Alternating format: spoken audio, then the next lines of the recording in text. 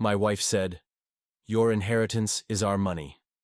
So, I put every dollar in a trust her name isn't on. I'm 38. My wife Jenna is 35. We've been married for 6 years, together for almost 10. We met through work. She was a senior project manager at a marketing firm I was consulting for. She was smart, driven, confident. The kind of woman who made everyone feel like she already knew what was going to happen 3 steps ahead. I admired that at first. We built a decent life together. Dual incomes, no kids yet, just 2 dogs and a modest house in the suburbs. I handled most of the household repairs and yard work. She handled the bills, the scheduling, the social life. It was a fair division, or at least it used to feel that way. Things started shifting about a year ago, when my father passed away. He'd been a quiet man, the sort who kept to himself but always made sure everyone else was taken care of. When he died, I wasn't thinking about money at all. I was thinking about him. His old workshop, the smell of oil and wood, the little fishing trips we took when I was a kid. But 2 weeks after the funeral, the lawyer called me in to go over the will. My father left me a substantial inheritance. Not buy-an-island money, but enough to change our lives. A few $100,000, plus some property in my hometown. It was in my name only, clearly specified. When I told Jenna, her reaction was not what I expected. She didn't hug me. She didn't say, "Your dad would be proud." She just blinked, paused, and asked, "So, how much are we talking about?" I said something like, "It's not our money. It's something my dad left to me. I haven't even figured out what I'll do with it yet." She laughed, but not the warm kind of laugh. More like a laugh that hides an eye roll. "Babe, we're married. What's yours is mine, right? I mean, that's how this works." The tone stuck with me. Like it wasn't a discussion. It was a reminder. For the next few weeks, she brought it up constantly. Every conversation about the house, the car, or vacations circled back to that money. We could finally remodel the kitchen. We could pay off both cars. We could go to Europe for our anniversary. It wasn't malicious, but it felt transactional, like the inheritance had become a shared project she was already managing. I kept telling her I wanted to be careful, that I didn't want to spend a cent until I decided what made sense long-term. She brushed that off as me being too sentimental. Then she did something that changed everything. While I was at work, she called the bank, just to ask a few questions. She found out which account the funds were being transferred to, and asked the banker about adding her as a joint holder. She didn't succeed. The banker told her she'd need my written consent, but I only found out because the bank called to confirm my request.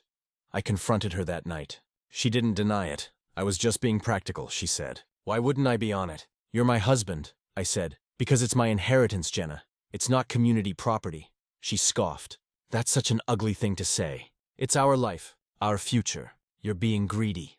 That word, greedy, hit harder than I expected. Because I wasn't trying to hoard anything. I just didn't like the way she suddenly saw my dad's legacy as a shared ATM. For the first time in our marriage, I started to feel like I was living with a stranger, someone who measured loyalty in dollar signs. And that's when I decided to start protecting myself, quietly and legally. I didn't act right away. I wanted to believe I was overreacting, that the tension between us was grief, not greed. I tried to keep things normal. I went to work, came home, cooked dinner, pretended we were okay. But Jenna's focus never left the inheritance. It started with little suggestions. You know, if you invested it in real estate, we could double it. Maybe put it toward a business. I could finally start that design studio I've always talked about. The "we" in her sentences never left. At first, I humored her, even researched a few options so she'd feel included. But every time I tried to make it clear that I wanted to keep my father's gift separate, she'd twist it into something ugly. "So what, you don't trust me? You think I'm after your money now?" The word trust started coming up a lot, but not in the way couples mean it when they say "I trust you." It felt like an accusation. The turning point came one Saturday morning. I woke up to find her at the dining table with my laptop open, scrolling through emails from my attorney. "Jenna," I said, my voice tight. "What the hell are you doing?" She didn't look guilty. She looked offended. "I was checking to see if you'd done anything stupid," she said. "You've been so secretive lately."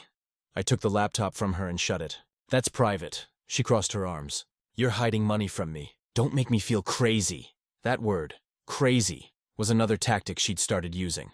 When she couldn't guilt me, she'd gaslight me, make me question if I was being paranoid or unfair. That night I called my father's lawyer, the same one who'd handled the estate. I asked him discreetly if there was a way to protect the inheritance legally without it looking like a declaration of war. He told me there was. A trust, a simple, clean private trust, in my name only. The assets could go into it, managed by a trustee. It wouldn't show up on our joint accounts. It wouldn't be community property, and most importantly, it would be safe. I didn't even tell my best friend. I didn't tell anyone. The next week, I moved every cent of the inheritance into that trust. Property titles were reassigned. The cash transfer took 3 days. When it was done, I sat in my car outside the lawyer's office and felt something I hadn't in months. Relief. For a while, things went quiet. Jenna stopped asking. Maybe she sensed something had changed, or maybe she just assumed I'd finally come around. Either way, we slipped back into routine. Date nights, dinners, Netflix. I almost started to believe we'd be okay, until I overheard a phone call that shattered that illusion. She was in the kitchen, talking to her sister. I was walking past the hallway when I heard her say, clear as day, "Yeah, I told him he can manage the inheritance however he wants. I'll get access eventually. Once it's all merged, it's legally mine too," she laughed. Something in me went cold. She wasn't talking about partnership. She was strategizing. That night, I pulled up the trust documents again. Everything was airtight. She had no access, no claim. Still, I felt the need to be sure. So I met with the lawyer again and added a clause. In the event of a divorce, she'd have no legal rights to any funds derived from the inheritance, not even secondary investments. 2 days later, she confronted me. "Why is our joint account missing that transfer from your dad's estate?" My heart didn't skip a beat. I just looked at her and said, "Because it was never going there." Her face hardened. "You put it in your name, didn't you?" "I put it in a trust," I said calmly. "For my future, my family's future, but not for anyone who treats it like a paycheck." Her silence was louder than her anger. She stared at me for a long time, then said quietly but sharp as a knife, "You're making a huge mistake. Marriage is about sharing," I said, "so is respect. And you lost that the moment you tried to steal what wasn't yours." She left the house that night. Bags in hand, no word of where she was going. I didn't chase her. But a week later, I got a text that made my stomach twist. "You'll regret this. You can't keep secrets forever." And that was when I realized she wasn't done. She was going to try something legal. Or worse. I didn't hear from Jenna for almost 2 weeks after that text. No calls, no messages, nothing. Just silence. The kind that hums in your ears and keeps you awake at night. Her clothes were gone when I checked the closet, but the rest of her stuff was still there. Her books, her coffee mug, her perfume on the bathroom counter. It was like she'd half evaporated from my life, waiting to see if I'd come crawling. I didn't. Instead, I focused on locking everything down. I changed passwords, notified my lawyer, and even ran a credit check to make sure she hadn't opened anything in my name.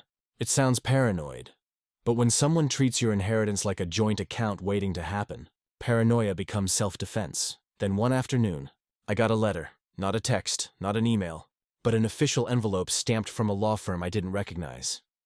Inside was a notice. Jenna had consulted an attorney about spousal financial rights. There it was in black and white. She was gearing up for a fight.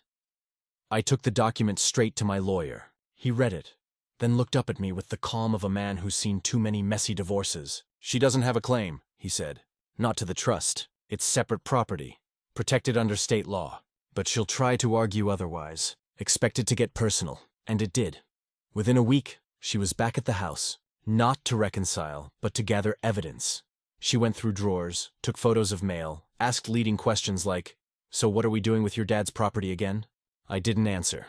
Finally, I told her point blank, "Jenna, you're not going to win this. My dad left that money to me. You tried to take control of it. That's not partnership. That's manipulation." She laughed, not nervously, not sadly, just cruelly. "You think this is about money? It's about trust. You made me feel like an outsider in my own marriage."